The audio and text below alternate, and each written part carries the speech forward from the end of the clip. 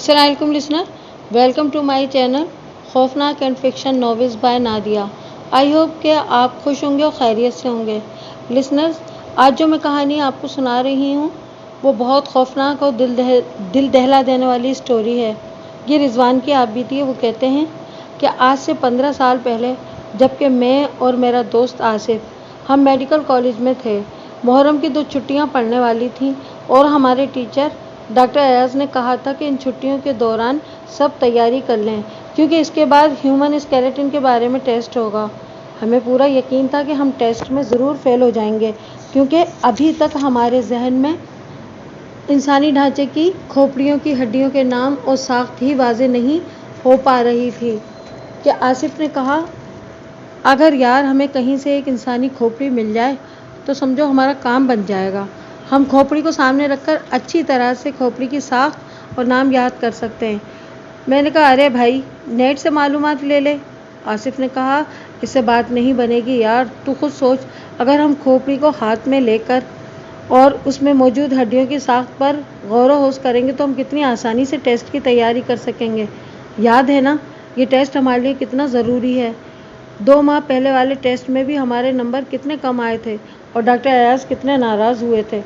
आसिफ की बात सुनकर मुझे भी मानना ही पड़ा कि वाकई अगर कहीं से खोपड़ी मिल जाए तो बहुत आसानी हो जाएगी और हमारा टेस्ट भी क्लियर हो जाएगा। फिर मैंने आसिफ से कहा, डॉक्टर आसिफ साहब, इंसानी खोपड़ी बाज़ार में तो मिलती नहीं, तो मेरे दोस्त वो आएगी कहाँ से? आसिफ ने कहा, इस बात का तो एक ही हल है, और वो ये कि शहर के बाहर वाले कब्रिस्तान का गोरकन मेरा जानने वाला है, उससे मैं राब्ता करूँगा। तुम ऐसा करना कि कल छुट्टी है तो तुम शाम को आ जाना, फिर हम साथ ही चलेंगे। दूसरे दिन मैं और आसिफ बाइक पर शहर से बाहर वाले कब्रिस्तान में पहुँचे और गोरकन, जो कि कब्रिस्तान के साथ ही रहता था, उससे मिले और उसको अपना मसला बताया कि हमको मेडिकल पर्पज़ के लिए एक इंसानी खोपड़ी चाहिए।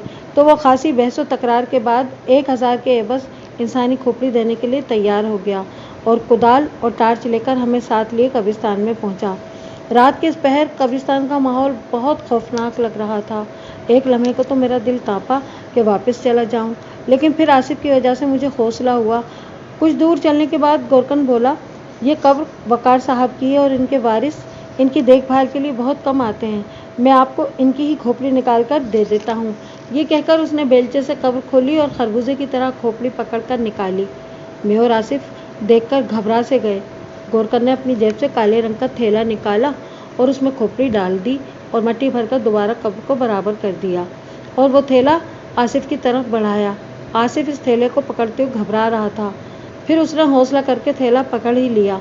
बाद में उसने बताया कि यार, थैला पकड़ते ही मेरी अपनी खोपड़ी में शदीद गर्मी भर गई थी, लेकिन थोड़ी देर बाद ये कैफियत ख़त्म हो गई थी।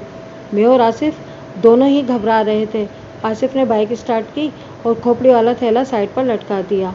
आसिफ ने मुझे मेरे घर पर उतारा तो वो थैला भी साथ ही मुझे पकड़ा दिया। मैं डर रहा था लेने से, मगर आसिफ ने कहा कि तुम्हारे पास यार लॉक वाली अलमारी है, तुम उसको अलमारी में रखकर लॉक लगा देना। मेरी अलमारी का लॉक ख़राब हो गया है, मेरे घर वालों में से किसी की नज़र पड़ गई तो बड़ी परेशानी हो जाएगी। ये सुनकर मैंने थैला ले लिया और अपनी अलमारी में रखकर लॉक लगा दिया। खाना वगैरह खाकर जब मैं सोने ही जा रहा था कि अचानक एक ज़ोरदार चीख सुनाई दी। मैं घबराकर बाहर निकला तो बड़े भाई अपने छोटे बेटे को ज़मीन से उठाते हुए नजर आए। क्या हुआ भाईजान? मैंने घबराकर पूछा। मेरी नज़र अपने भतीजे के सर पर पड़ी जहाँ से खून बह रहा था। क्या हुआ भैया, बताएं।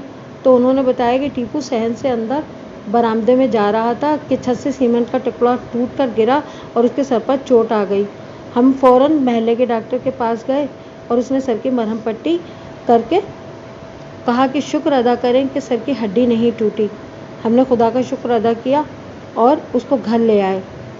मैं अल्लाह का शुक्र अदा करता हुआ कमरे में गया तो यकायक मेरे दिल में एक अजीब सा ख्याल आया कि आसिफ और मैंने चूँकि एक मुर्दे की खोपड़ी निकाली थी तो हो सकता है ये कोई अजाब या इंतकाम ना हो मुर्दे का। अभी मैं ये सोच ही रहा था कि मेरे मोबाइल पर आसिफ की कॉल आने लगी। आसिफ ने सबसे पहले टीपू की खैरियत दरियाफ्त की। तब मैंने आसिफ को अपना ख्याल बताया कि यार, हो सकता है ये मुर्दे की रूह हमसे इंतकाम न ले रही हो, तो तभी तो टीपू के सर पर चोट भी लगी है। आसिफ ये सुनकर बहुत हंसा और बोला, यार ये कैसी बातें कर रहा है, 21वीं सदी है, 4G का दौर है, यहाँ रूहें वगैरह इंतकाम नहीं लेती। वैसे भी ये 18वीं सदी का ज़माना नहीं है जहाँ तुम रूहों और मुर्दों से डरते फिरो। अरे डॉक्टर रिजवान साहब, अगर यही हाल रहा तो कल ही तूने डॉक्टरी, ये कहकर वो फिर हंस पड़ा और हंसता रहा। आखिर में फ़ोन बंद करने से बोला कि खोपड़ी को निकालने और सामने रखकर स्टडी करने का मंसूबा मेरा था। अगर मुर्दे को इंतकाम लेना है या डराना है तो मुझको डराएगा ना। आसिफ को शायद ये मालूम नहीं था कि जिन बातों को वो मजाक में कहे जा रहा था, तकदीर बहुत जल्द उसे सच करने वाली है। ओके गुड बाय कहकर डॉक्टर रिजवान फिर मिलेंगे ये कहकर उसने फ़ोन बंद कर दिया और मैं भी इसके बाद सो गया। मैं गहरी नींद में था कि फ़ोन बजने की तेज़ आवाज़ आई। मैंने नींदों में ही बिना देखे फ़ोन बंद कर दिया और सो गया। अभी मुझे सोए हुए 15 मिनट ही हुए होंगे कि मेरे कमरे का दरवाज़ा ज़ोरदार आवाज़ से खुला और मेरे बड़े भाई घबराए हुए मुझे आवाज़ें देते हुए अंदर आए। मैं एकदम घबरा कर नींद से उठा और मैंने कहा, भाईजान क्या हुआ, क्या हुआ, बताएं, जल्दी बताएं, कहीं टीपू को तो तबीयत ख़राब नहीं है। भाईजान ने कहा कि नहीं, टीपू तो ठीक है, लेकिन तुम्हारा दोस्त आसिफ इस दुनिया में नहीं रहा। मुझे लगा जैसे मेरे सर पर किसी ने बम दे मारा हो। मैंने भैया को झंझोड़ डाला, बताएं मुझे क्या हुआ आसिफ को। भाई ने कहा, सब्र करो। आसिफ रात कमरे में सोया था कि अचानक उसके कमरे से ज़ोरदार आवाज़ आई तो उसके दोनों भाई और उसके अब्बा उसके कमरे में जब गए तो वहाँ एक होलनाक मंजर देखा कि कमरे की छत से पंखा टूटकर आसिफ के सर पर लगा हुआ है और बेचारा आसिफ सोते ही में खोपड़ी टूट जाने से ये दुनिया छोड़कर चला गया है। ये होलनाक बात सुनकर मेरा दिल लरजने लगा। बेहोश होते हुए भी मेरे जहन में यही चल रहा था कि उस मुर्दे की खोपड़ी ने आसिफ से इंतकाम ले ही लिया और अब शायद मुझे भी न छोड़े। आसिफ के इंतकाल के 4-5 दिन बाद जब मेरी तबीयत संभली तो मैंने खोपड़ी वाला थैला अलमारी से निकाला। तब अचानक मुझे महसूस हुआ कि खोपड़ी की आंखों में से रोशनी सी निकल रही है। मैंने हिम्मत करके थैला पकड़ा और कब्रिस्तान की तरफ बाइक का रुख मोड़ दिया और गोरकन को तलाश करके उसे 500 रुपये मजीद दिए और कहा कि इस खोपड़ी को वहीं पर रख दो जहाँ से इसे निकाला था। उसके बाद मैं घर चला आया। मुझे आज भी जब ये वाक़या याद आता है तो मेरा दिल खौफ और दहशत से कांपने लगता है।